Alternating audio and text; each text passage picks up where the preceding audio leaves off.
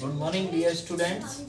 जैसे पहली वीडियो मैंने डाली थी तो उसमें मैंने इकोनॉमिक्स की डेफिनेशन, उसका मीनिंग के बारे में बताया था।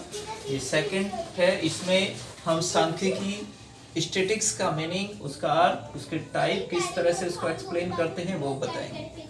तो यहाँ सबसे पहले बात करते हैं हम स्टैटिक्स का अर्थ। सांख्यिकी का अर्थ क्या है, मीनिंग ऑफ स्टैटिक्स। सांख्यिकी से अभिप्राय संख्यात्मक सूचना या उनसे संबंधित परिमाणात्मक तथ्य एवं निष्कर्ष है। अर्थात तब हम सांख्यिकी उन आंकड़ों को, उन तथ्यों को कहते हैं जो एक मीनिंगफुल हो और आपस में कहीं ना कहीं उनके बीच में रिलेशन हो। संख्यात्मक होने के साथ साथ, न्यूमेरिकल डेटा होने के साथ साथ उनमें एक रिलेशन भी होना चाहिए ताकि हम उनसे निष्कर्ष निकाल सकें। निष्कर्ष देखिए, दो चीजें हैं यहाँ, तथ्य होंगे और निष्कर्ष। जहां पर तथ्य और निष्कर्ष होंगे वही सांख्यिकी है।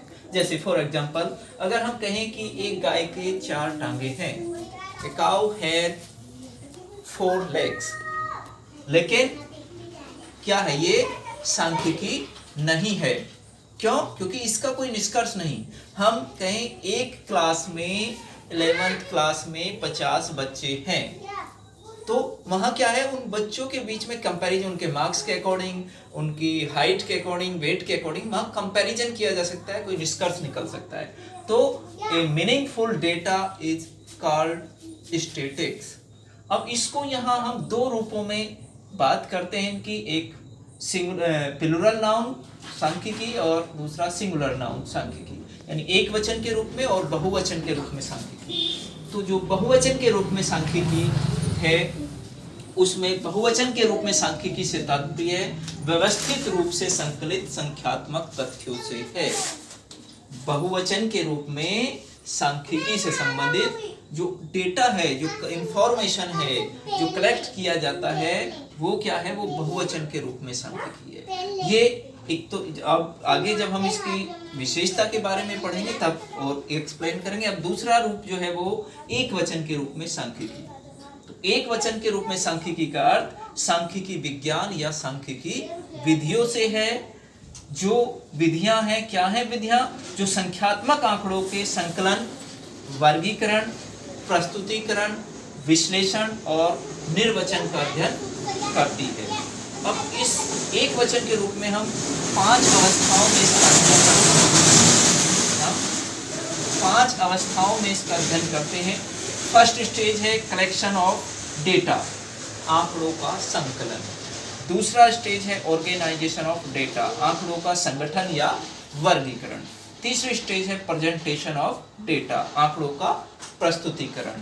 और चौथा है एनालिसिस ऑफ डेटा, आंकड़ों का निर्वचन, आंकड़ों का निर्वचन और विश्लेषण, आंकड़ों का विश्लेषण। और लास्ट 5th स्टेज है इंटरप्रिटेशन ऑफ डेटा, यानी आंकड़ों का निर्वचन, यानी निष्कर्ष, रिजल्ट। तो इस प्रकार इन 5 स्टेज को लेकर ही हम पूरा ये जो स्टैटिक्स का आपका पूरी सिलेबस है, उनमें ये 5 ही स्टेज का प्रयोग किया जाएगा, जिसमें इनके अलग अलग कंपोनेंट्स हैं, इनके उपकरण है, टूल्स हैं, जिनके इसमें जैसे कलेक्शन ऑफ डेटा, सैम्पलिंग और सेंसस मेथड होता है। ऑर्गेनाइजेशन, जिसमें सीरीज वगैरह, प्रश्नावली, वो सारी चीज़ें आती हैं। प्रेजेंटेशन, टेबल, ग्राफ, ये सब चीज़ें इसके अंतर्गत आती है।